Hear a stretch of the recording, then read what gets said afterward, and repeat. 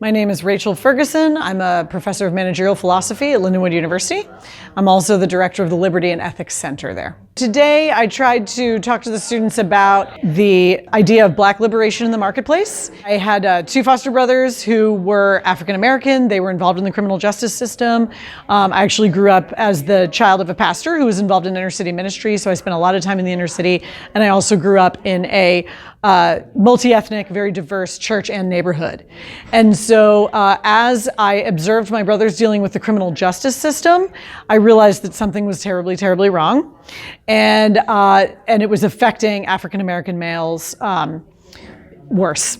And so that was an initial interest in my political philosophy, to figure out what's going on with the Black American male.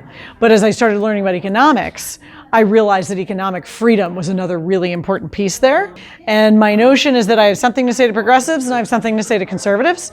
What I want to say to progressives is that markets can be very liberating, that actually much of the oppression that they're concerned about is a matter of exclusion from markets, rather than the markets being oppressive themselves.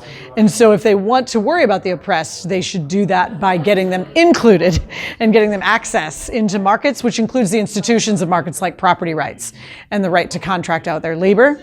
And then I want to turn to conservatives and say, I know that the idea of systemic injustice can be a little confusing because we think of injustice as being between individuals.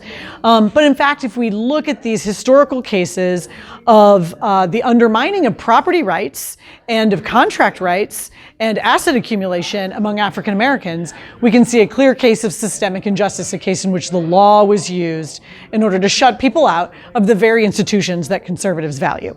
The point of that is simply for people to get the idea, which is that markets, whether people are racist or not, are going to push back against segregation and towards integration because it's more efficient, right? And so if people can see that, they can see that it's going to require outside coercion against markets. It's not markets and coercions together. They're actually opposed to one another.